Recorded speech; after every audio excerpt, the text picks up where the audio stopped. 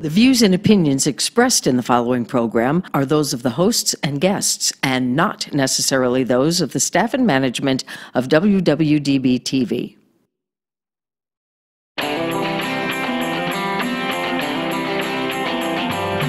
Hot topics, food, fun, entertainment, and serious business. Live Las Vegas with Rikki Cheese.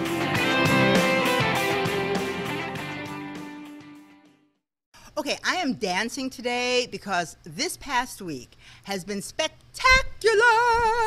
What I love about my show is the ability to talk to people who are making such a difference in our community and to share how all of you, all of the listeners, all of the viewers are also doing your part to make Las Vegas not a better place to live, the best place to live on the planet. I've got two guests today. We're going to start off with Meli Pulido, who's from Project 150. We're going to talk about the huge drive, for the Cup Noodle Drive, that SOS radio station held for their benefit in this past week, and it was just amazing. What you guys did was just so much. Thank you, thank you, thank you. I was able to see it for the first time, up close and personal. Don't make me cry because my tissues are in my purse, so we're going to talk to her. And then later on, we're going to talk to Sheryl Green, who also does great work here in the community with a nonprofit called Hearts Alive Rescue. And she's got a new book out that's going to really help you if you want to get out there, make some money, and also contribute to the community. So this show today is all about how we can all benefit by giving back, and it's just amazing. So Meli Pulido, Executive Director of Project 150. Project 150 helps disadvantaged, displaced, and homeless teenagers here in Southern Nevada. They need everything, and I'll tell you what, SOS radio station's month-long drive on your behalf was just phenomenal. Outstanding. Yes. How did you hook up? How did Project 150 hook up with SOS radio station? It's 90.5 on your FM dial, Christian radio. Man, you talk about hitting your heart. The SOS community is overwhelming. Absolutely, and thank you for having us here. Love sharing what Project 150 is all about with your viewers, and I just want to say thank you to SOS. Yes. They called Project 150 to learn more about our efforts and our mission to help homeless, displaced, and disadvantaged high school students, and that came with an invitation to do an interview with them. And that interview in June led into that inspired desire to do a community challenge to collect 4,000 cases of cup of noodle soup because they liked what we shared. Why a cup of noodle soup? Right. Now talk about Project 150 for those folks who are new to this, because when I met you, and I'm a Rancho and Clark former student. This project was started by Rancho and Clark students. They're adults now. They saw a need, and it has blossomed because it's called Project 150 for a reason, but the need just exploded. It has exploded. So the co-founders, Don Perdue and Pat Sparger, learned about a need to sponsor 150 students at Rancho High School who were homeless for the winter break of 2011. So they responded with corporate support and friendship support and said, okay, we got these kids.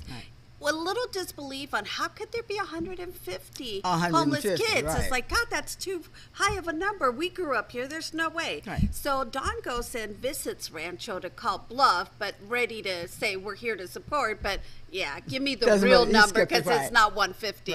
And so to his disbelief, they said, no, you're right, it's not 150. It's 973 registered homeless right now in high schools.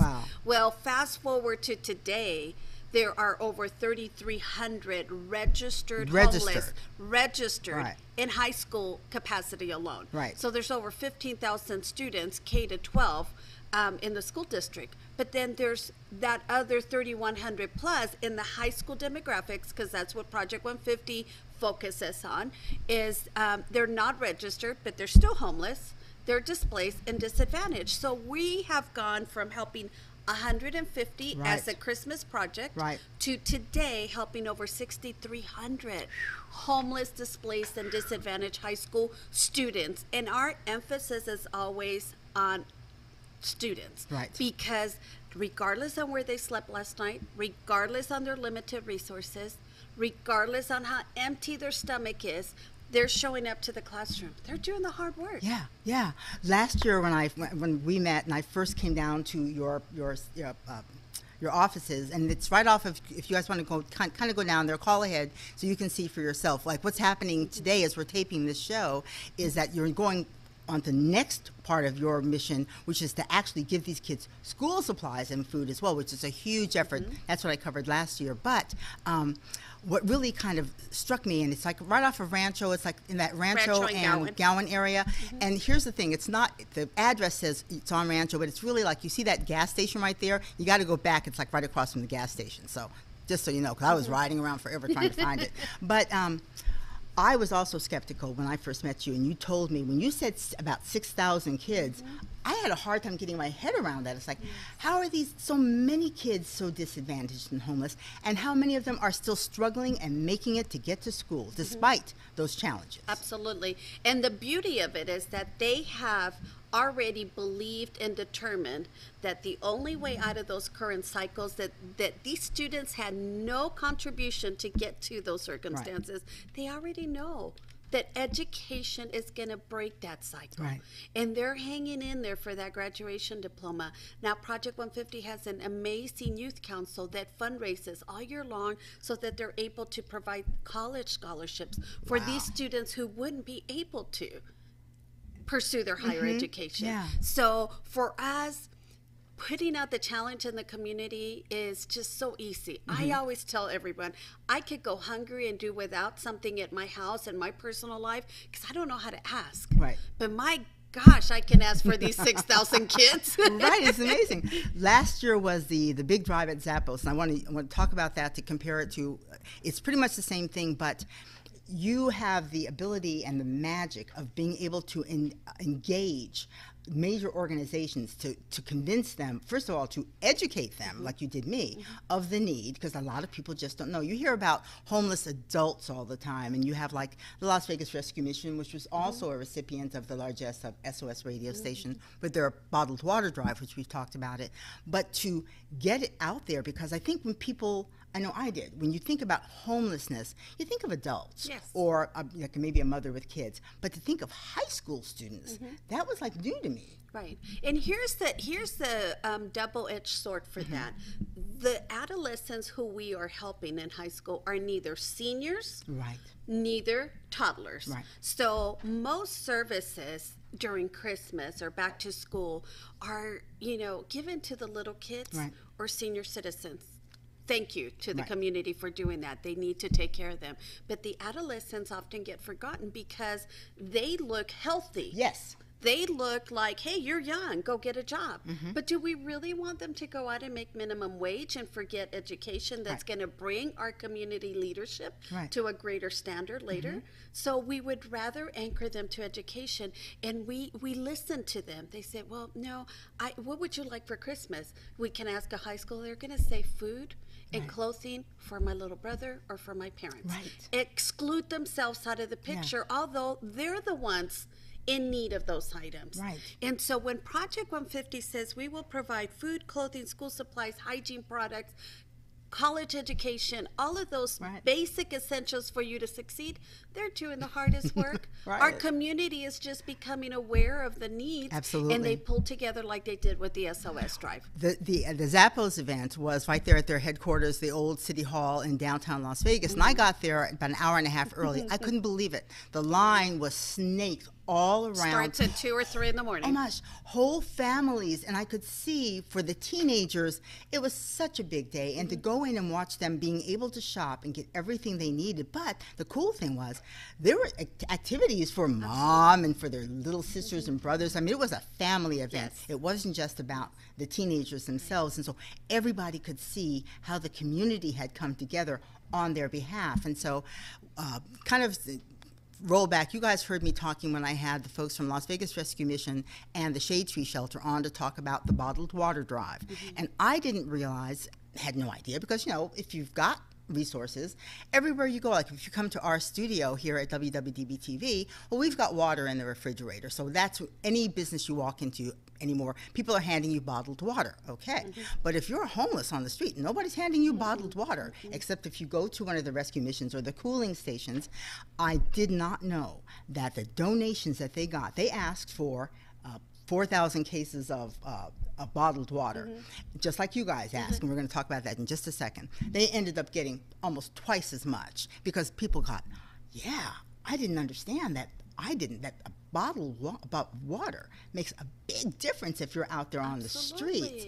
So they did so well. And so when I found out that you guys were going to benefit from your cup noodle drive, I actually went down and I spent 2 days in near tears of just joy and gratitude and just awe of the people who are coming out of the woodwork. Now, you asked on behalf. Now, tell me how you got involved, because what went from, I just found out today, what went from an interview turned out into SOS saying, you know what, we can help you out. Yes. Yeah. How did that happen? So Robert Forbes, one of the DJs and he's our director of promotions, right? Invited me to come share a little bit more with their listeners about Project 150.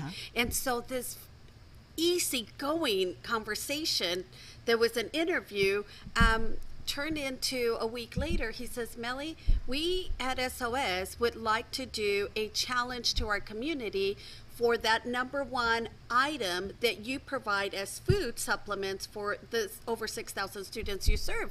He says, how does 4,000 cases of cup of noodles sound to you? Because he did the math. Again, it was an interview, but it was really a conversation. I said, oh, we go through 150 cases of cup of noodles a week, and then 150 cases of blah, blah, blah. Well, he took one item because he liked the fact that when I shared cup of noodle soups, we can provide more nutritional items, but that's the easy thing. The students can take to a convenience store faucet, get some water, put it in the microwave, have their meal, rinse it off. That's their bowl for instant oatmeal the next time, and then rinse it off, and that's their cup. So he loved that concept, and he says, wow, if we could do that. So, oh my goodness, blew that challenge out of the water because our community is so generous. And like you said, all it takes is educating them.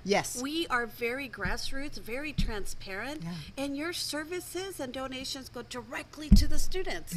There's no in between. There's no overhead. And there's nobody, there's no big hierarchy. I think between you, how many they have such, they don't even call it a skeleton crew. I mean, they've got like maybe 2 or 4 people like actually working, but everything else is volunteers. And that's what's always impressed me is that your organization, Las Vegas Rescue Mission, a lot of these organizations that people perceive as being kind of big, I think that there is definitely a misconception that all of the big organizations are paying all this big overhead, big salaries to these executives, and the money or the services aren't filtering down. But in your case, and in Rescue Mission, and in Shade Tree Shelter, you have these organizations that are serving a major portion of our community.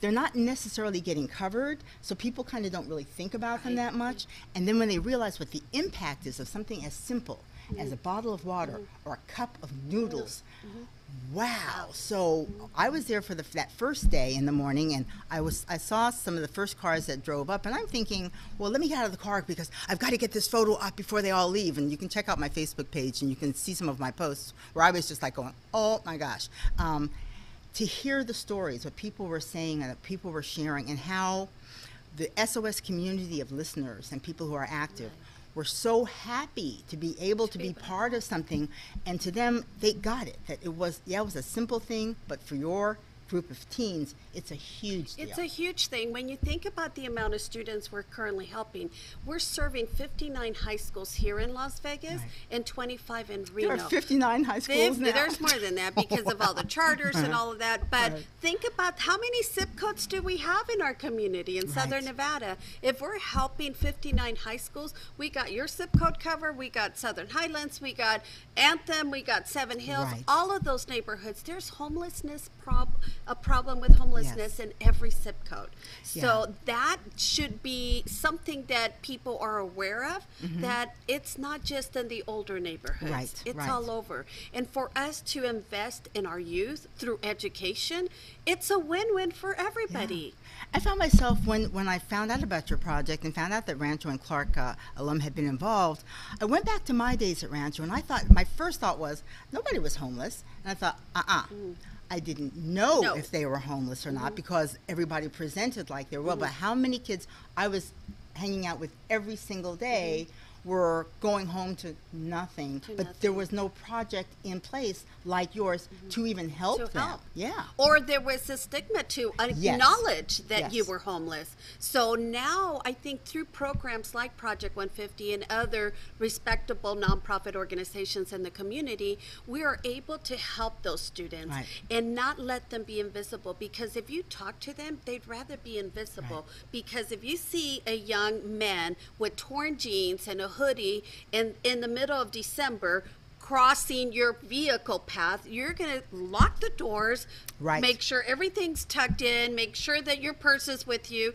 It's an immediate profile that they're up to something bad. Right. And that's not the case. Right. That's probably the safe environment to be under some street light or a public busy area Right. to not be heard, because they're the first ones to be approached for sex and human trafficking, for drug trafficking, all of those things that can easily pull them away from their efforts of succeeding through education. Right. And one of the things that is so spectacular about your organization, I saw it in Zappos too.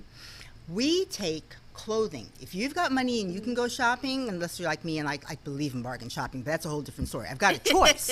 If you have a choice. But these kids don't have a choice.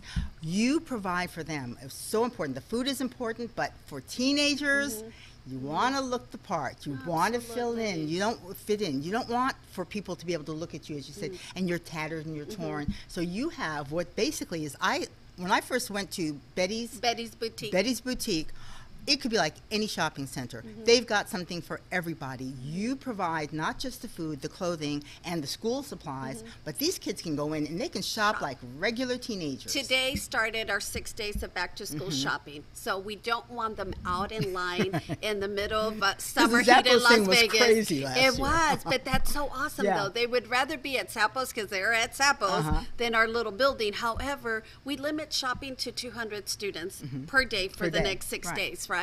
So the kids are like, we don't care how long we wait. Please don't send us away. I don't have school supplies. I don't have clothes. I don't have shoes. You look down and it's like, God, even those flip-flops are worn out, right? They're probably just a quarter of an inch away from the heat of the asphalt in the street. But they walk in and they're so excited. Yeah. You know, there's clothing, there's shoes, like you said, there's jewelry. And really neat backpacks. stuff. I mean, Absolutely. I wanted to go shopping. I was like, really? Does that fit? It's like a size 12? Yeah. Oh, I've got to give it to the child. Okay, I'm sorry. But the donations that you get High are quality. high quality donations. I mean, these kids, when they leave there, honey, they just fit in like everybody else. And currently what we're doing is we're asking the community for back to school supplies for high school appropriate age.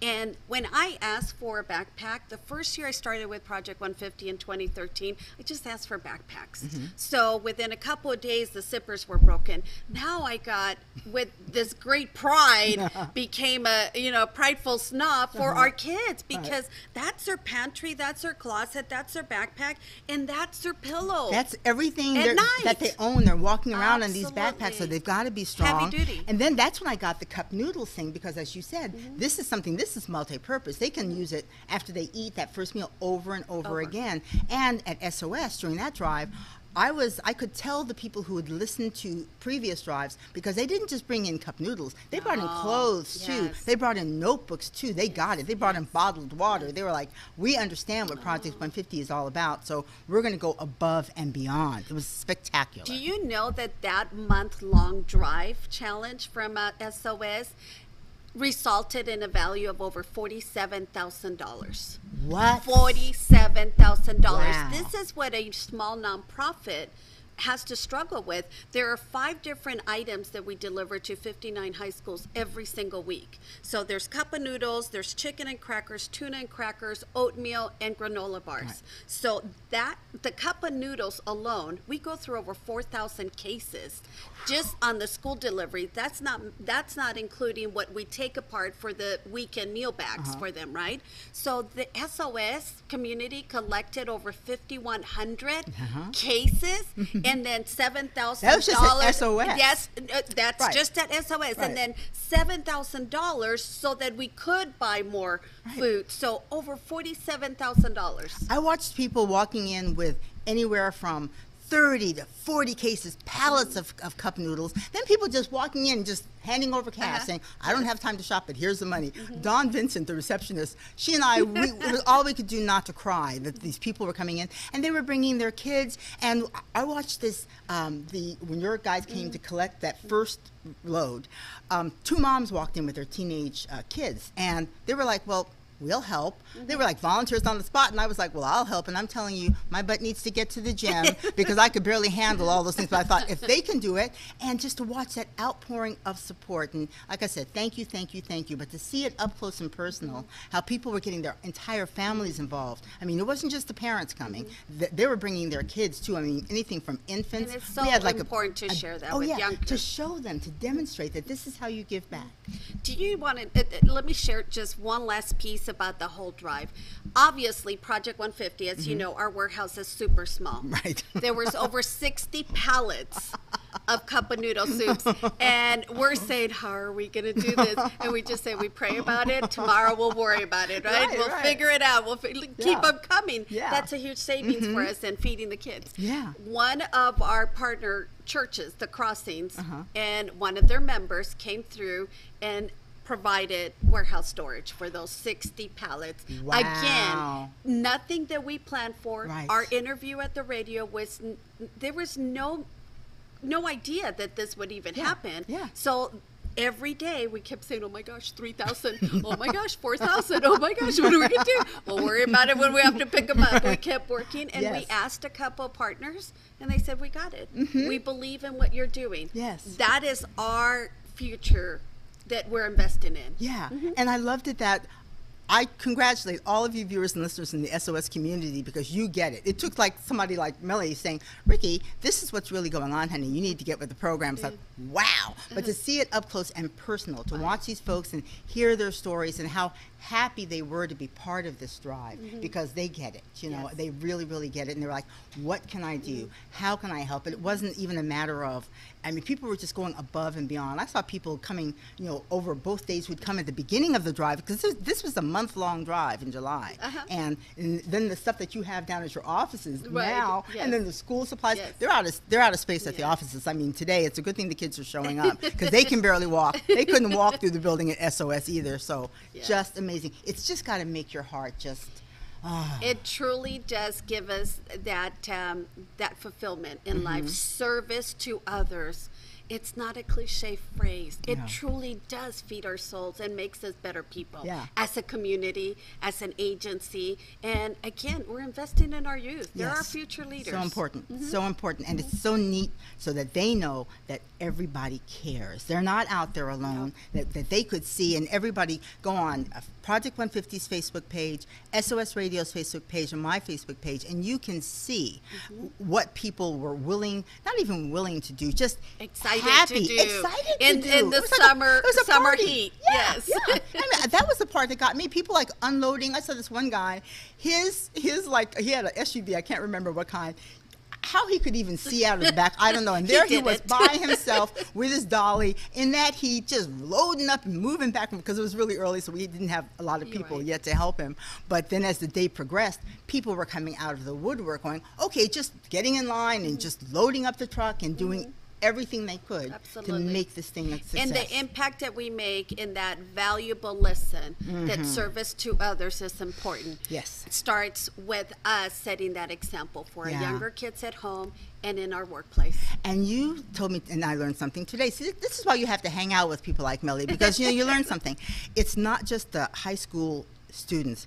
your program also helps kids moving forward into college. Absolutely. So it wouldn't be fair to help them through graduation of high school and then leave them there. Right. What happens next? They're hungry for more. Now they've realized that a touch on the shoulders to say you're doing a great job means so much. Right. Shoulders are back. They're ready to conquer the world, but they have no means. Right. So Project 150's Youth Council does fundraising all year long so that they're able to go to college. Wow. Just in June, 40 scholarship recipients receive over $90,000 in scholarship money. Wow. And guess what? They're the same ones that are coming back and helping us. Yes. They shop this morning. Some of them shopped and then turned around and helped us. Some of them were like, I'm wasting my time on the line. How can I help you while you get ready to serve me? Yes. So that's the type of students we're helping. That first day at the drive at SOS, and this is when I'm sharing with everybody because I was crying and Don was crying. We were holding it together as much as we could, but then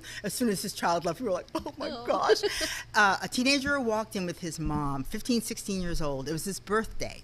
And he said he had volunteered for SOS the year before and worked with you guys.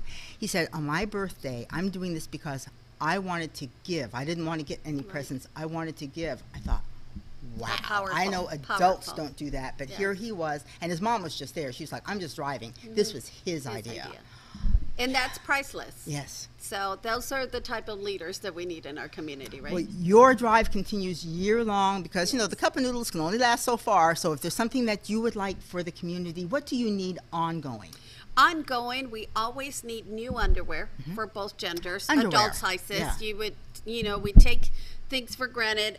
We are going into school. We go over 5,000 backpacks. They're going to need more filler paper and binders and dividers and all that. Right. But granola bars. Yes. Go on our website. There's a picture of the products that we deliver to all high schools. Again, that's 4,000 of those cases through a school year. Right. So there's 5 items. We got cup of noodle soups down. Let's do the others. And I didn't realize until this time because I'm one of those people. I love ramen. I believe ramen is a food group by itself. My puppies eat ramen. Everybody at my house eats ramen. We love it. I didn't realize there were so many different varieties of ramen until I went shopping. It's like, I want to try that one, and I'm going to try that one. Yes. Right? So it was absolutely. Just neat. Yeah. I think that my call to action is be aware. Yes. And know that everyone is going through something. Yes. Let's not be quick to judge. Let's use love instead of hate to be able to accept the differences in our communities. These kids, these students are going to school. Yeah. How respectful is that when we have shelter and we have a closet and we still find excuses on why we can't get out of bed that day, right? Right. And yet they're still showing up to the classroom. Yes. Stop by and visit. Call us on everything that I'm sharing with you. Right. Stop by Project 150 at Rancho and Gowan. Take a tour. I can guarantee you will never walk away the same person again. Yes, it's amazing. It's like, and honestly, I've been totally changed. And I found myself looking at my grocery list and looking at the stuff I have in my house, and I thought, what do I really need, and what can I share with somebody who can actually benefit from it, and maybe maybe we can lay off the potato chips because we can for the way we go through them at my house. I could buy a case of cup noodles. I didn't even think about that change. Like, what is really essential, and what can I actually give up to share with somebody else who really needs it? Yeah. Absolutely. Yeah. And cleaning out your closets. That's a free donation. Yes. Clean out your closet. These kids need your clothing. Yeah, jeans, everything that you think, oh, this is old, and you're going to throw it away. Why? Give it to somebody who can actually benefit from it. It's going to be deeply appreciated. Thank you. Thanks for being on my show. We're going to have you back for your next drive, and just keep this out there so as many people can find out, share with your friends and neighbors. What can you do? It can be something very, very simple. I saw people walking in with just, grocery bags. It doesn't have to be a case, or it can be the clothing. Lots of people coming in with clothing who are familiar with your program, who I was like looking through this clothing going, oh, wow, this is pretty cool. But for the kids on the receiving end, it makes all the difference in the world. Absolutely. Yeah. Every little bit counts. Right. So please continue to help us. Log onto your website. You can see it all there. The list is there, and it's still on SOS radio station's website, 90.5 on your FM dial. Listen to them because, man, when they put the word out, you folks absolutely respond, and they have all the information about the project. So going forward, learn a little bit and find out how you can help as well. Yes. Yeah. Thank you, Rikki, for having us. Thank you for coming on, and thank you for what you do. Thank you. Yeah. Yes. We'll be right back. We're going to talk to another volunteer with another just amazing organization here in Southern Nevada helping pets, dogs, cats, find their homes. But she's also got a project that can help you with your business if you want to get the word out. So Sheryl Greenblatt's got a new book out. You can hear about it in just a few moments. Crazy Terry here with your car care tip of the day. Today's tips on cooling systems.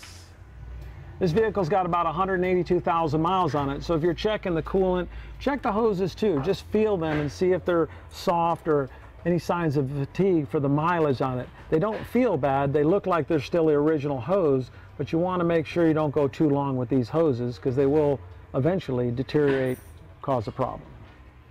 In this case, this car's got a visible leak. The customer brought it to us. We'll pop the hood and check the cooling system. First, we just relieve any pressure that might be on the cap, remove the cap, take a look inside. We see it's kind of low. Now we'll start our inspection. What we found on this one is the top tank is leaking. It's got a crack in it. Pretty common for these plastic radiators to do that. We want to get to a shop right away because severe engine damage can result from overheating condition like this.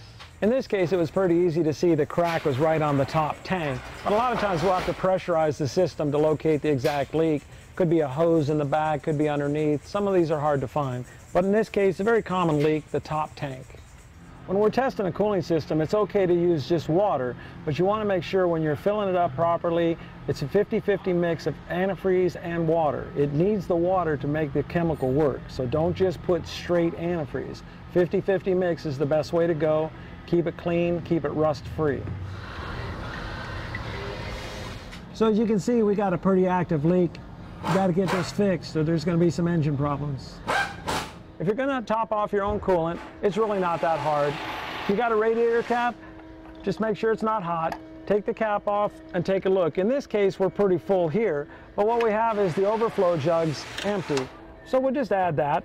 Once again, check your manufacturer's specs to make sure what type of coolant you have. In this case, we're using the good old green.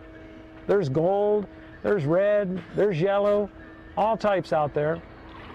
Just want to make sure you're staying with your manufacturer recommended coolant. And that's really all there is to it. The cooling system is a major component. You'll want to service that regularly. If you have a problem, it could be too late and cost you thousands of dollars. If ever you have a problem, come into Sun Valley Automotive. It's no charge to look at your cooling system. This is Crazy Terry with your car care tip of the day.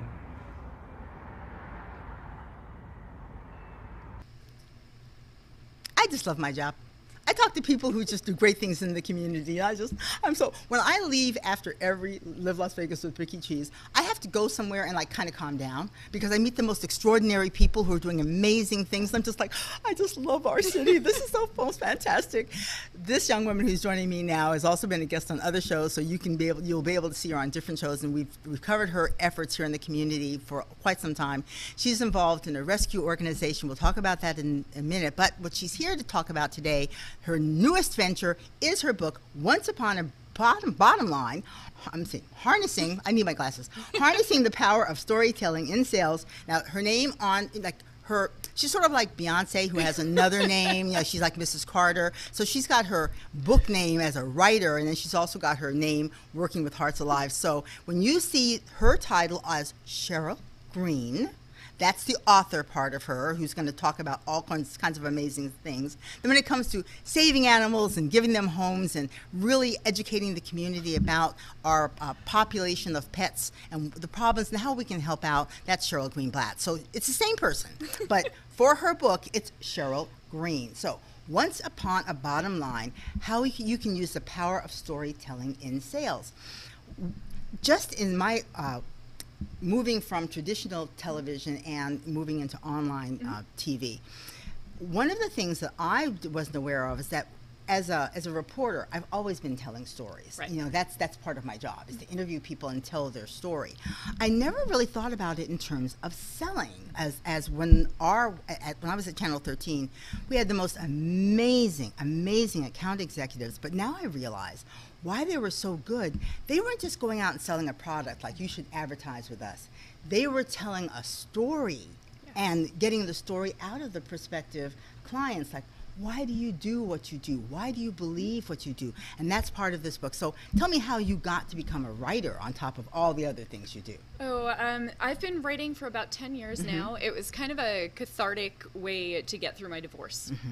And I started out with fiction, and, you know, it's great. As a mystery writer, when people annoy you, you get to kill them in your books. I love that. So especially everybody who's been divorced. We know that feeling, right? You can kill them on paper. Absolutely, Right. absolutely. So it was kind of a great, like, foray into the world of writing. Sure. And as I got more into it, I decided, you know what, I enjoy writing fiction, but I prefer writing nonfiction. Okay, why? And I feel like it helps more. Fiction is just the entertainment. Right.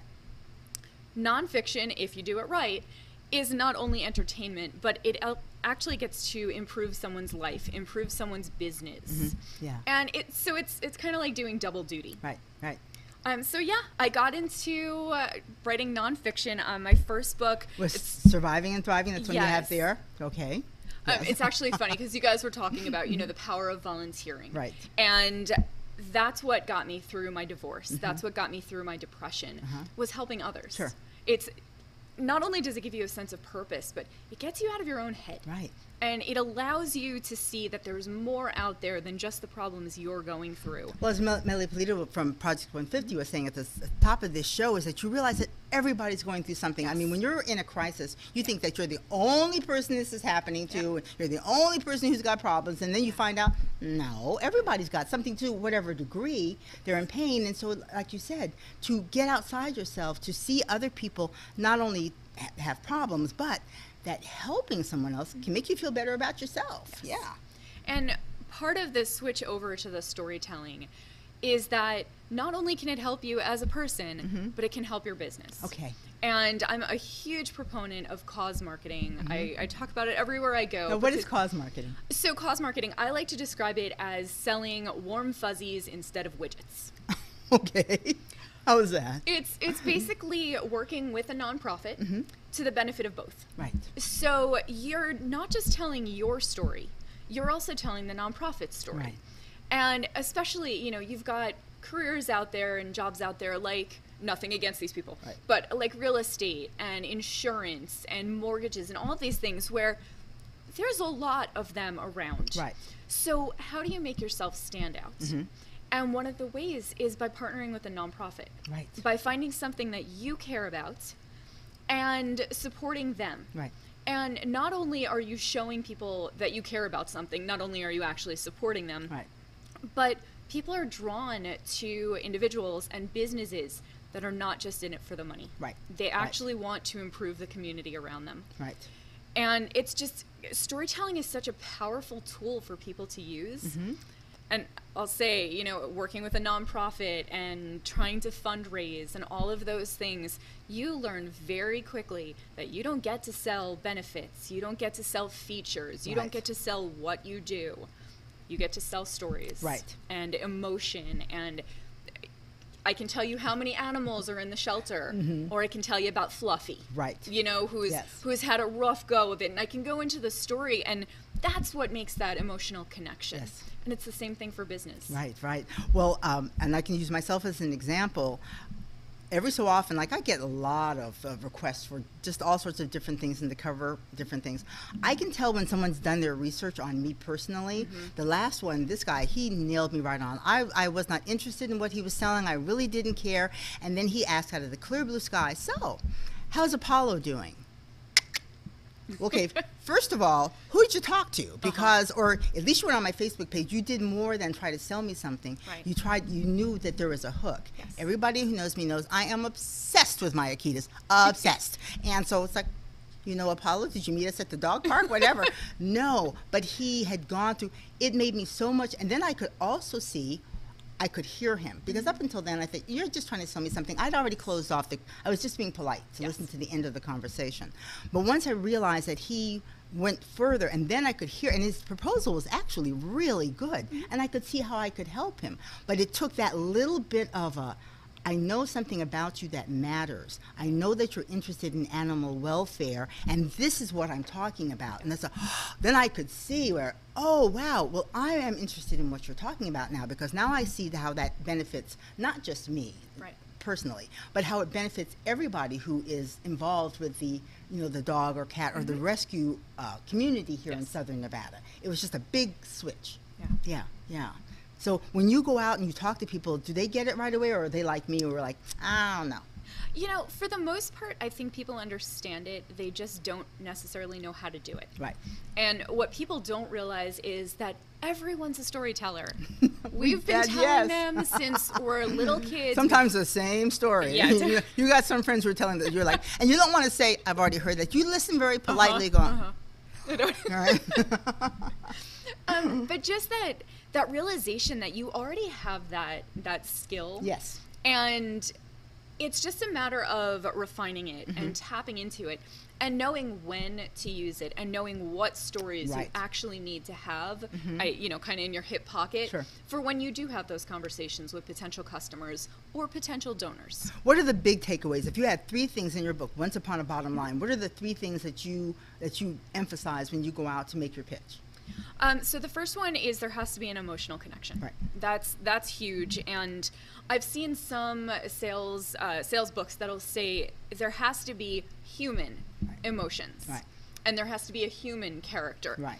And I don't remember what commercial it was, but there was a car commercial, and the car had, I think he was dirty and he hadn't had his oil changed, and the tear is coming out of his headlight.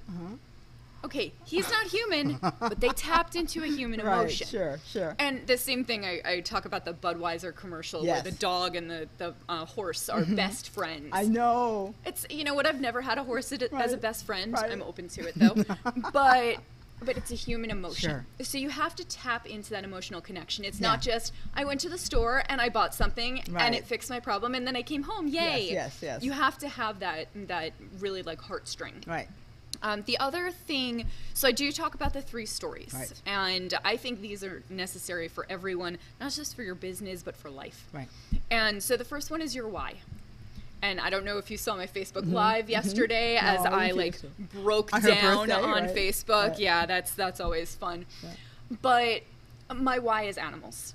You know, whatever else I do, whatever else I'm trying to accomplish in this life, my why is being a voice for those animals. And yesterday, I needed that why. Because putting yourself out there with a book, with pouring your heart and soul into pages, and trying to put it out there into the market, that's terrifying. Yes. And I have that in the back of my head, going, I can't do this, I can't do this, I can't do this, and it's like, then I see an animal and I'm like, well, I have to do this because this is bigger than me, this is bigger than sales, this is bigger than all of that. This is to benefit creatures that can't speak for themselves. So knowing your why is going to get you through the hard times, but it's also going to connect you with your potential clients. Because chances are they've got a similar experience. And it's just important. Again, that emotional connection is everything. The second one is the cause marketing story. And again, super important. Find something you care about. Whatever it is, you're going to find your tribe, niche, if you want to use that term. There are people out there that care about the same thing as you. They're going to be drawn to you. And then the third one is your success story. And this one, I think most businesses sort of have down pat, but who have you helped? What were the problems that they were experiencing? What were the emotions they were experiencing? And how was your product able to change things for them? And then I say three-ish stories because the other side of that coin is the failure story. And that's the what happens if you don't use their product or their service. But you want to say that to last because that can seem as almost like a manipulation in a way. But it's important for people to know, you're not just selling to sell. You're selling to help them. So how can you help them? On top of the example I used at the beginning of our interview, one of the ones that was really, really successful, which actually made me start looking at this in what you're saying, and this is like a few years ago, I'm not really big at going to just any sort of event. And I'm I'm an early riser, so I like to be in bed by I need to be by my couch by 7 o'clock. So for me to be anywhere by 8 or 9 o'clock anymore, I mean, my run the streets, hoochie mama days are long behind me. UNLV, done after that. So it's got to be something really compelling or really gets my attention to get me out of the house again. So went into work, and there was this beer stein on my desk. And it was for some beer festival at the Golden Nugget downtown. Okay, first of all, it was at like 7:30, 8 o'clock. Nah. Then the second of all, it was this beer event downtown. Nah, not going. But what got me was, on the side was this, once again, I'm not sure how my poor Akira doesn't get props, but Apollo gets all the props. There was a biscuit from a fairly pricey store here in town with his name on it. Now, what told me that, first of all, the folks at the Golden, the PR person, who I actually then thanked, because I thought this is fantastic. I don't know her, but she found the hook. What can make Rikki get up off her butt and come down and cover this thing? Now, it just so happened, a show I was doing, also Gordy Brown was going to be on the program. And then the other thing that got me was, it was a benefit for a rescue organization here in town, but where they had me at the dog bone. Right. And so I left that thing on my desk for weeks, and people were like, Rikki, you can just take a picture of it. Are you going to let him eat it? It's like, no, because I think this is spectacular. This is remarkable that they found it. So I think that also what you're saying in the book is, do your research. If before you just go and cold call somebody, you really need to, because they're going to get cold called, just like I did with my first example. I had already dismissed this guy because, okay, you're my third call today, I don't care.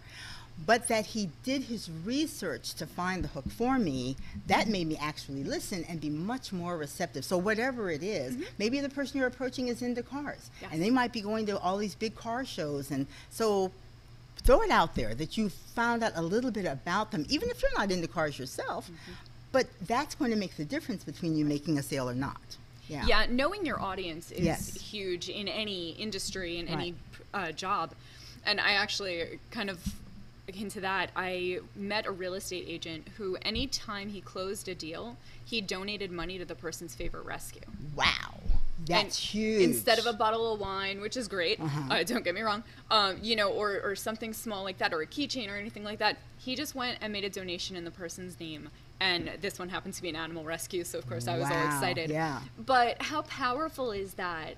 And it's that emotional connection that just gets you every time. That person cares enough about you. You're not just a sale. You're a person. Someone very successful in sales that I know is Zar Zanganeh here. He's got the Lux Estates and Lifestyles.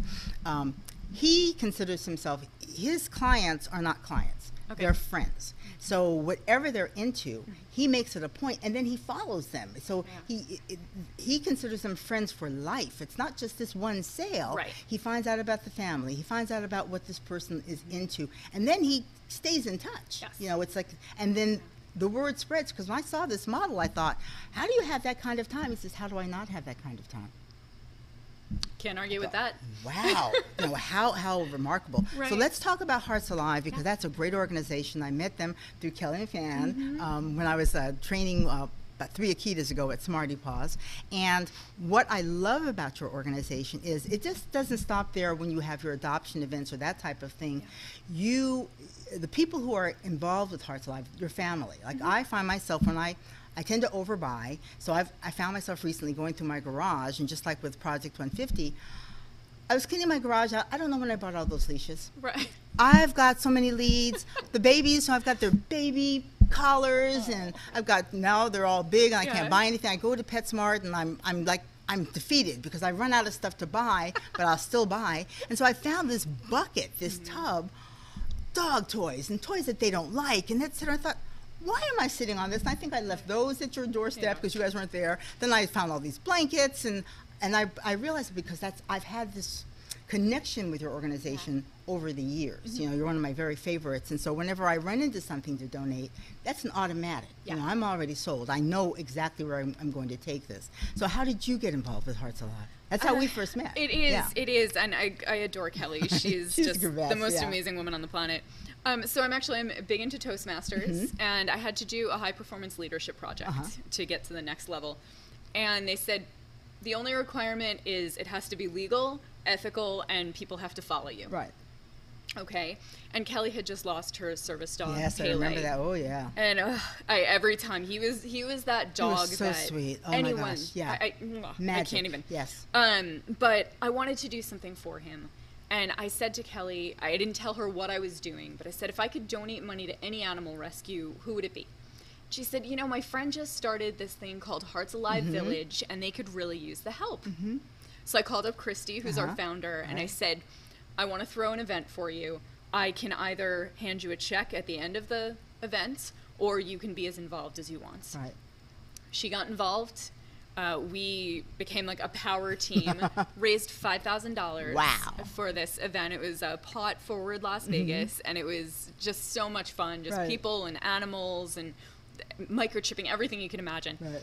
And she called me up a couple of weeks later, and she said, you know, I'd really like you to come and help us more. She's like, we see what you can do. And I got involved from there, and it became family. Yeah. There's a ton of amazing rescues in this town, and everybody's doing wonderful things. Sometimes you find that group that you just really click just touches with. you personally, right? Yeah. And I've been with them ever since. I'm the director of communications and cuddling, so very important title. But it's just an amazing group, and we do the rescue aspect of it, obviously, but a big part of it is preventing animals from ending up in the shelters to begin with. Right. And people don't realize that a lot of the animals that are surrendered, their owners don't actually want to do that. They don't see another option. Right. Maybe they don't have the money for vet care. They don't have the money for food. Right. They, the dog's tearing up their house. You know, they don't see other options. Right. And that's what we try to provide is options. Right. We have Kendall's Cupboard is our pet food pantry. And I can't even tell you the emails that come through from people saying, you know, I just lost my dog. Excuse me, I just lost my job. I have 1 day left of food for them, and I don't know what to do. And to be able to say, come on in, get what you need. When you're back on your feet, great, but just come in and take whatever you need. And those of us who are just obsessed with their animals, I was accused actually recently of a family member, you feed your dogs better than you feed yourself. And I wanted to get really defensive. But then I thought, well, kind of, you know, because I mean, I'm like the vegetable girl. You give them a milk bone, oh my God, I'm a rock star. So, and I think a lot of people are like that. You know, whether they've got birds or ferrets or whatever, and even if they have kids or other, that pet is a family member. Absolutely. And so they're going to take care. And if they're in dire straits, yes, if you have to make a choice between your children and your pet, of course your kids are going to come up on top. But if you don't have to, oh wow, that's great. Yeah. And you see that a lot, unfortunately, with the homeless that own pets, and they'll feed the animal before they'll feed themselves. Right. So to be able to provide that service and prevent the animals from ending up in the shelter to begin with is so huge. Exactly. But and the heartbreak that comes for that family if they don't have to go through that at a time when they're already suffering. You know, I've learned that, you know, I can buy a bag for my babies and then buy another bag to donate because they're not really big eaters anyway, and I probably overfeed them. I think Akira's fat. I'm pretty sure she's kind of fat. Don't listen to Akira. You look gorgeous. She's really fuzzy, and at least I thought, girlfriend, you could miss a meal. I know I could, but these are the things we think about. So if you've got clothing in your house, or, you know, think about Project 150. If you've got leashes or something that you're sitting on, or your dog has passed, a lot of times people lose their pets, think about donating those, because there's a family out there that, you know, leashes are expensive, collars are expensive, and especially if you have a puppy and they're growing up. I thought to myself when I looked at that tub, why am I holding on to 3 Akita's worth of puppy collars? This doesn't make any sense. They're not going to wear these things again. They're not going to fit into them again. Donate them. Yeah, it's a great thing. Well, I love your book. I think that this is so good. It's good for the nonprofits. It's good for anybody. If you've got your own business, you've got to read this and take a look at your sales and find out how to connect with your audience. And it's actually so simple. Just think about if you're just sitting, this is not a client. This is somebody, if you're going to meet them out for coffee, what would you talk about? You know? Exactly. And the sales part is going to take care of itself if you connect with them as a human being. Yeah. So Yeah, thank you for this book, because I thought, man, I didn't even think about this from this perspective, but how, just looking at my own experience, how effective it is with me. So how can people reach you? So you can go on to onceUponABottomline.com, and that'll connect you to my main website. You can buy the book, you can buy the other book, find out all the other things that I do, and get information about Hearts Alive. And every book I sell, every speaking engagement I do, a percentage goes to the rescue. And let's talk about that really briefly, because we're down to 30 seconds, because John's going to hit me over the head with a time card. You can also be asked to come out to speak to organizations, to talk about what you do. Yeah. So you can teach them what you're teaching us. Exactly. Yeah. Sheryl at SherylGreenSpeaks.com, and I would love to come and help you increase your sales. Well, thank you for coming on. Thank you for the work you do with Hearts Alive, and just congratulations on your book, because I know from the friends I have who have written books, man, this takes a lot of discipline to get this all done. Writing a book, everybody thinks, oh, it's so easy. No, it's not. It takes time and creativity and effort. Yep. Yeah, and support. Yes. So, yeah. So thank you for being my guest today. Thank you for having me. And thank you for joining us for another edition of Live Las Vegas with Rikki Cheese. Get the book, support Hearts Alive, and find out how you can support yourself in this community. Also, thanks to Meli Pulido, who's on here from Project 150. Find out how you can help her organization help kids, teenagers stay in school and graduate. We will see you next week right here. Some more fascinating people on Live Las Vegas with Rikki Cheese.